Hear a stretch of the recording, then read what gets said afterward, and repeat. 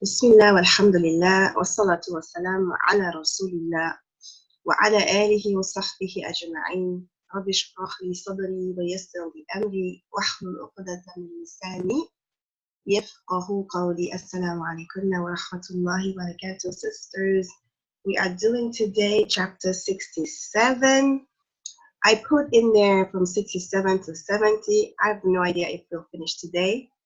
I'm not going to rush through anything, so it all depends, whatever Allah has decreed for us.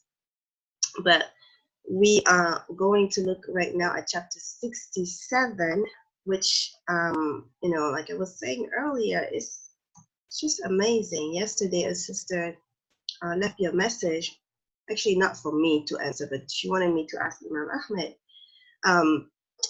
Like they're going to distribute her father's heritage among her and her siblings, and he had given her some land during his living that she had even paid actually to work on the land and stuff like that. There were some fees she had to pay, and so he told her, oh, that's your gift.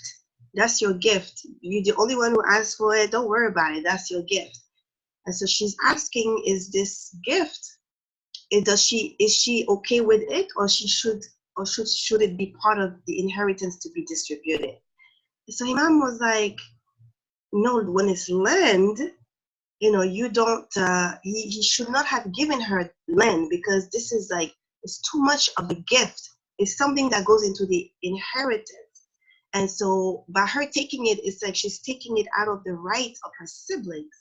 And so whatever she spent is her money. When they distribute, the land should still be part of the inheritance, but her investment should be compensated for sure. I was just like, and then I went and opened the book to prepare for today, and this is it. Taking the right of the heir through bequest, through giving something that actually is going against the haq of another inheritor. And I was like, subhanallah, this is exactly the answer to her question. So the Sheikh is referring here, Surah Nisa, and I'm just going to put 12 all the way to 14, if you want to go back and look at that. So the Sheikh says, after deciding the portions assigned to various inheritors, Allah Azza wa Jal makes the condition. In Ayah 12 of Surah Nisa, after settling any legacy that may have been bequeathed or debt, not causing any hardship to the heirs by willing away more than 1/3 of the inheritance. So it should not be more than 1/3. He says this is an injunction from Allah, and Allah is all-knowing, forbearing. And these are Allah's limits. Anyone who obeys Allah and His Messenger will be admitted to gardens through which rivers flow, to live there forever. And that will be the great success. And the one who disobeys Allah and His Messenger and transgresses His limit, He will cause him to enter the fire, to live there forever, and he will have a humiliating torment. So the Sheikh says in verse 12 of Surah An-Nisa, Allah has commended not causing injury to one's heirs in bequeathing property. I was just like, this is exactly what the situation of the sister. And according to the Sharia, bequeathing away more than 1/3 of one's property is considered harmful to the heirs, and that is what is prohibited in verse 12 of Surah An-Nisa. Verse 13 gives glad tidings of the garden to those who follow Allah's limits in the distribution of their property among their heirs. And verse 14 warns those who disobey Allah and His Messenger, including the disobeying of His command concerning the shares of inheritance and the limits to be observed in making bequests. So you can't just say, I'm going to give whatever I want to give to whoever I want to give. SubhanAllah. This deen, I said it many times, but Islam is all about the right of each and every single creature. SubhanAllah. Because in this situation, in this example that came to me yesterday, the father has over 10 kids, right? But this particular kid, maybe they get along. Maybe that kid is the one that's taking care of the father the best. You just never know. So out of his love, he's like, oh, don't worry, this is your gift. But it's not even up to him to give that, because it's property. It's something that goes into the haq of her siblings. Allahu Akbar. And Allah wants to preserve the right of each and everyone. Doesn't matter. Mm. Abu Hurairah radiallahu anhu reported Allah's Messenger sallallahu alaihi wasallam as saying, a man or a woman acts in obedience to Allah for 60 years. When they are about to die, they cause injury by their bequest through depriving some of their relatives of their shares in the property. So they must go to the fire. Abu Dawud. Allahu Akbar. I mean, I am completely, I don't know if it's because the question was asked to me yesterday, but I'm reading this with I'm in awe. I'm in awe of the laws of Allah. It's like you don't even have to be how preferential treatment, like when you may be your parents' favorite, right? You may be your parents' favorite, and so you think because I'm my parents' favorite, I'm gonna get more and things like that. It does not matter. Subhanallah. Your right is your right. I'm just in awe of this. Okay, so he says Abu Huraira, when he narrated the hadith that I just read, he then recited ayah 12 in Surah An-Nisa. And another hadith in Ibn Majah says, anyone who deprives an inheritor of his inheritance, Allah will cut him off from the garden, from the Jannah. And in another hadith in Tirmidhi, Allah has given every inheritor his share. Therefore, there is no bequest. There is no giving in favor of an inheritor. And that's what happened to that situation. The father gave out of his property during his living to this particular inheritor. But he should not have, actually, right? This is amazing. But when we don't know the deen, may Allah forgive us. When we don't know, and may Allah forgive us. All right, so this is chapter 67, which is taking the right of the heir through bequest, meaning through giving. And so the main point for that chapter to remember is that if you give, it should not be more than 1/3. And it shouldn't be big things, like property and land, because that is not for you to give unless you consult everybody, all the inheritors, and they all agree. So in chapter 68, it's about deceiving, cheating, plotting evil. Allah Most High says, plotting evil engulfs the people who practice it. And this is Surah Al-Fatir. So Surah 35, so let me put that down here. 35, ayah 43. Okay. Allah's Messenger said, plotting and deceiving are in the fire. He also said, the swindler is somebody who does fraud or cheats or deceive people, right? Deceive, and that is this is completely haram. We're not supposed to do that. But some Muslims, they think that they can do that to non-Muslim. It's okay, as long as the person is not Muslim, or they think they can do that to a system.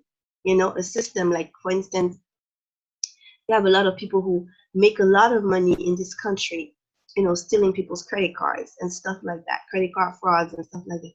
And they don't have any, and they're Muslims. They go to the masjid, they pray, but their business is all about deceiving and cheating, right? And they don't think it's a big deal because those people, they have insurance on their credit cards, they will not lose anything. No, it's still cheating the system. Or, you know, they go into transactions, like some people, they will buy phones, go into a contract, and then they will try to resell the phone and say they lost the phone so they can get another phone. I mean, you're cheating the system. I mean, there's so many things. Or like, you know, marrying somebody for papers. The thing is, when you cheating somebody, the system, the people, Allah does not like that, because a believer is supposed to be honest. The swindler, the miser, and the reminder of favors will not enter the garden. So the miser is the stingy one, right? And the reminder of favors done to others. So you did something, you know. There was a joke I heard. Yeah, I heard a joke from this ustaz. He said that the man bought a pair of shoes to somebody, right? Every time the brother would come to the masjid for salah, he would say, "Oh, you know, this shoe really looks good on you. Oh, that was a good choice. I'm so glad I was able to give you this. This is really good for you." Until the brother got tired, right? So he stopped wearing the shoe to the masjid, and so he wore other shoes. When he wore other shoes, the man who gave him the first pair of shoes, he said, "Oh, you know, this shoe too is not bad. That's good. You know, the other shoe is okay, but it's good you change." So basically, at the end of the day, he's constantly reminding the person that what? He's the one who gave him this, right? And you have people like that who like to remind people of what they do for them, right?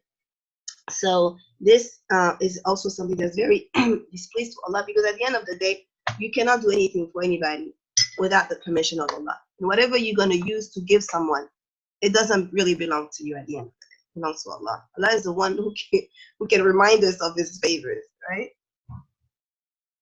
Okay, Al-Wahidi said, Allah Most High deceived them by giving them a light as that given to the believers, but when they are going ahead on the straight path, Allah will put that light out and they will remain in full darkness. May Allah save us from that. In a hadith, it says the Prophet mentioned 5 types of people who will be inhabitants of the fire. One of them being a person who deceives you morning and evening with regard to your family and your property. And this is in Muslim. This hadith is in Muslim. So this is major sin 68. How are we doing on time? Oh, good. So I think maybe we'll finish, inshallah, today. So let's go to major sin 69, which is spying for the enemy. Let me type that in right quick. So this one is spying. Oops. What did I do? 69. Spying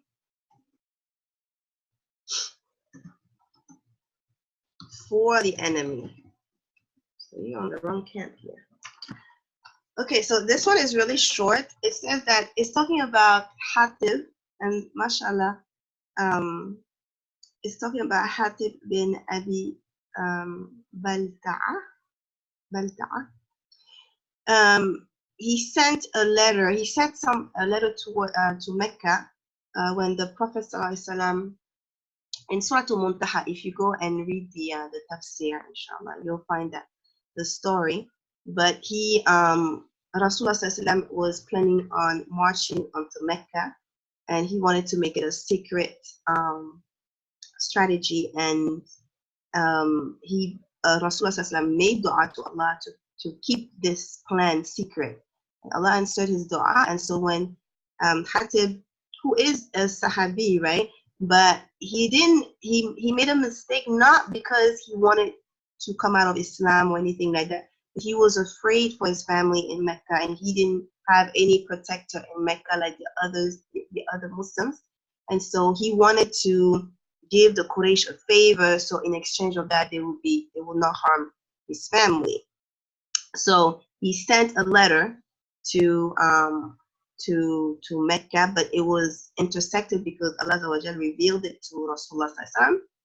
And Umar ibn Khattab radiallahu anhu when when the plan was foiled and everybody understood what happened, he asked the Prophet ﷺ permission to kill Hatib and radiallahu anhu.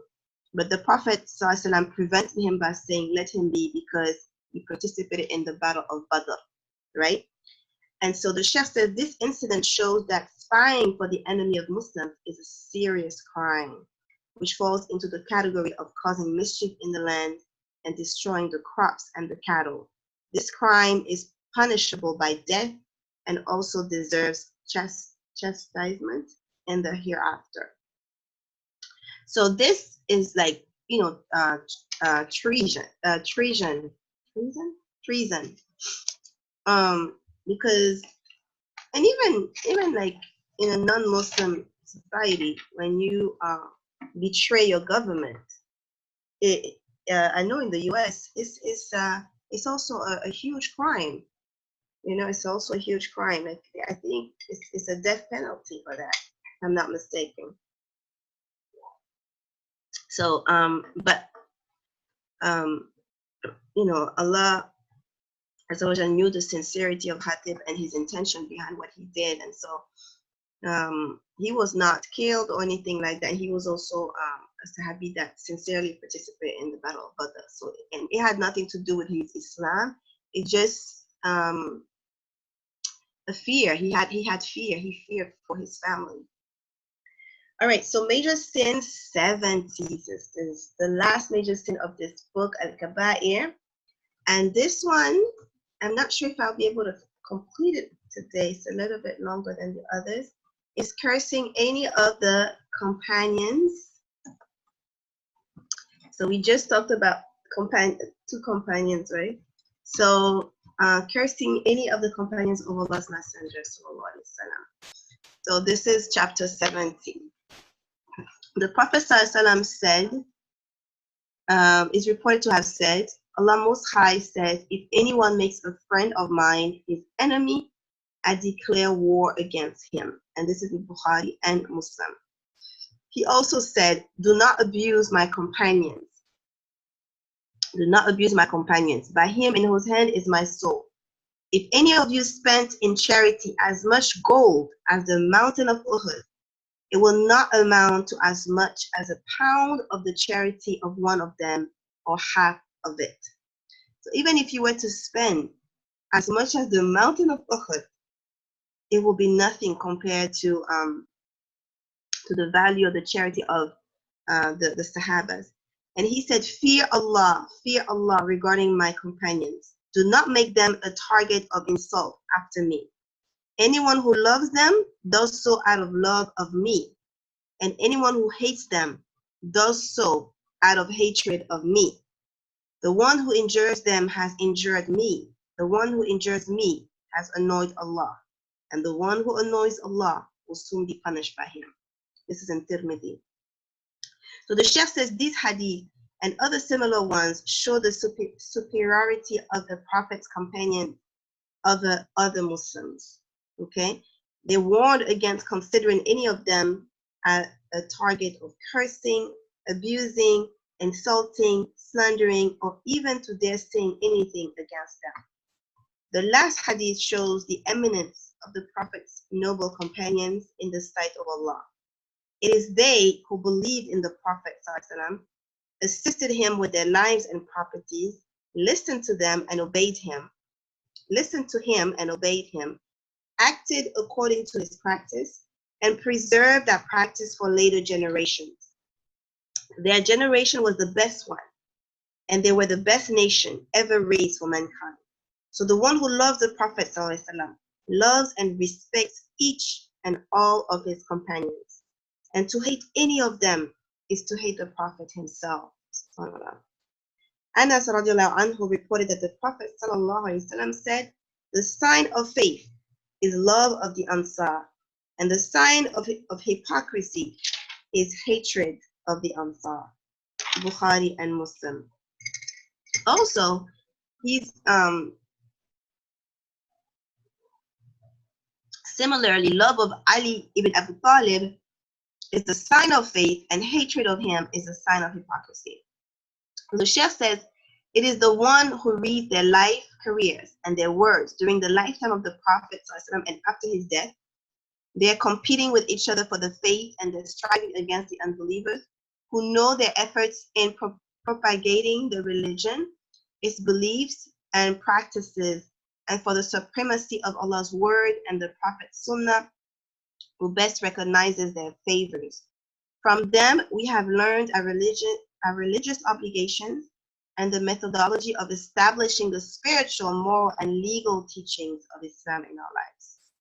So anyone who criticizes them or insults them has gone out of this religion and has cut himself off from the Muslim Ummah.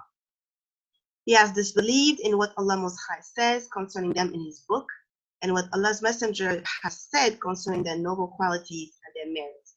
It is just enough for us to recall a few sayings of the Prophet concerning his companions. The Prophet ﷺ said, "Indeed, Allah chose me, and he chose for me my companions, and made them my ministers and my helpers and my in-laws." That is Abu Bakr through the Prophet's marriage to his daughter Aisha, Umar through the Prophet's marriage to Hafsa, Uthman through his marriage to two of the Prophet's daughters in succession, and Ali through his marriage to the Prophet's daughter Fatima. If anyone insults them, the curse of Allah, his angels, and all mankind is upon him. Allah will not accept any charity or any good deed from him. This is in Tabarani. Anas bin Malik radiallahu anhu reported Allah's Messenger as saying, "Indeed, Allah chose me and chose for me my companions, making them my ministers." So it's a little bit what I just read, but here it adds, "If folk will come after them who will find fault with them and criticize them, then do not eat and drink with them, do not marry from among them, do not pray over them, and do not pray with them." So here the Sheikh says this hadith is classified among the weak. So it's classified as a weak hadith. Ibn Mas'ud radiallahu anhu reported Allah's Messenger as saying, "When you mention my companions, restrain yourselves. When you mention astrology, restrain yourselves. And when you mention Allah's decree, restrain yourselves." Tabarani. Scholars have said that means not to dabble in the secret of Allah's decree in his creation. To restrain oneself from speculation in this is a sign of belief and acceptance of our limitations in understanding what relates to Allah's domain of action. Similarly, if someone believes that the stars have some influence in human affairs, independent of Allah's Almighty's will, he is polytheist. Likewise, if someone finds fault with the companions of the Prophet and says something bad about them, he is a hypocrite.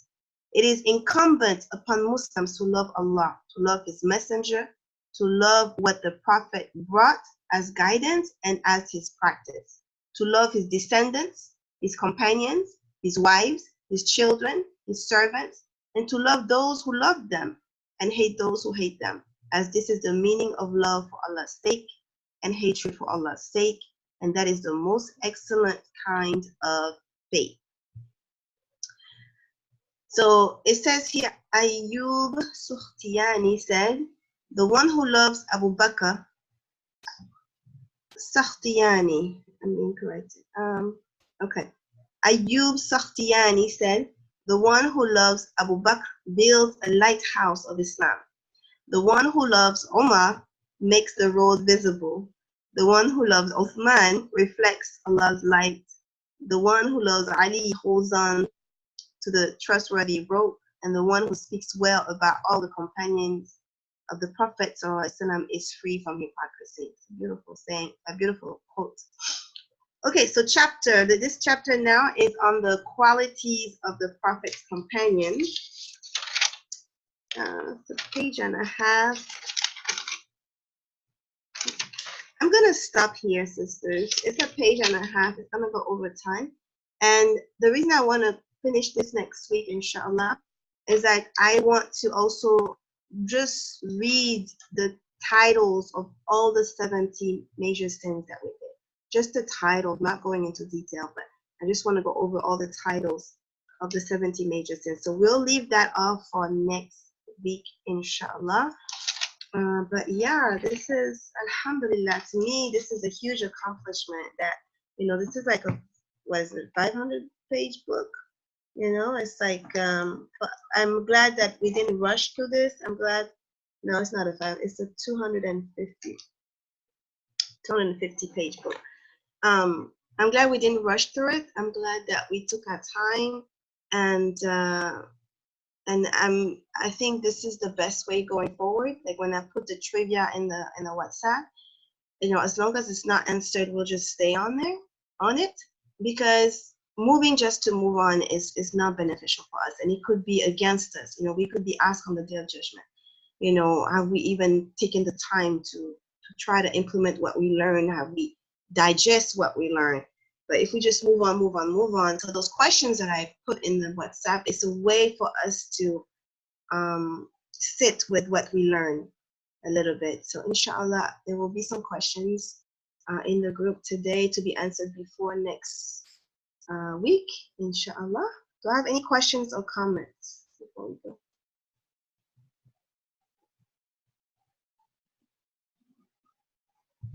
No? Okay, so this is it for today.